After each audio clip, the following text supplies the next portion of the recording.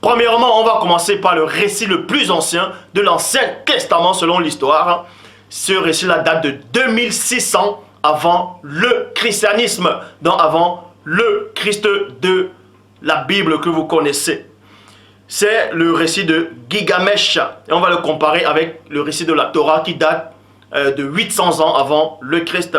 Donc, dans le récit de Gilgamesh, on vous dit ici, par rapport au déluge, que les dieux décidaient de détruire les humains parce que les humains faisaient trop de bruit. Donc, quand ils ont envoyé le déluge, le motif, c'était qu'on va commencer par le motif. Les dieux décidaient de détruire les humains au moyen du déluge, selon l'épopée d'Atrahasis. Ils ne supportaient plus le bruit que faisaient les humains. Vous voyez. Ea, il ne faisait...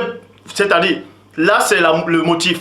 Et pour ça, on va aller dans Genèse chapitre 6 au verset 13 pour donner cette comparaison, c'est-à-dire pour voir exactement ce que la Torah dit par rapport à ce que le livre de Gilgamesh a dit.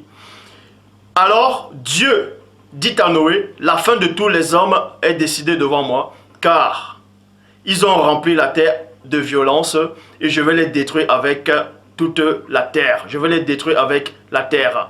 Donc on vous dit ici là que Dieu va détruire les hommes là qui ont, ces hommes qui, ces renégats, ces rebelles en fait, ces hommes qui vivaient dans le péché avec la terre. Mais nulle part la terre a été détruite.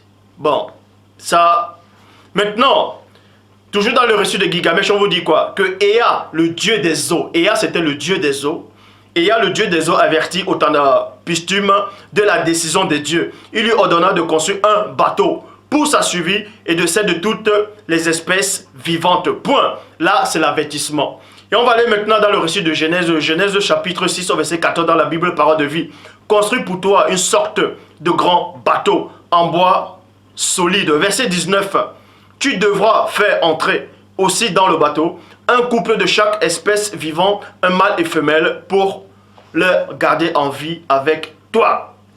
Et toujours maintenant, on repart dans le récit de Gilgamesh, qui date de 2600 avant le Christ. Oh, le récit de la Torah date de 2000. Peut-être je parle trop vite, pour mieux expliquer, on va aller tout doucement maintenant. La Genèse, c'est-à-dire on a raconté l'histoire de la Genèse dans la Babylone antique, dans la Mésopotamie.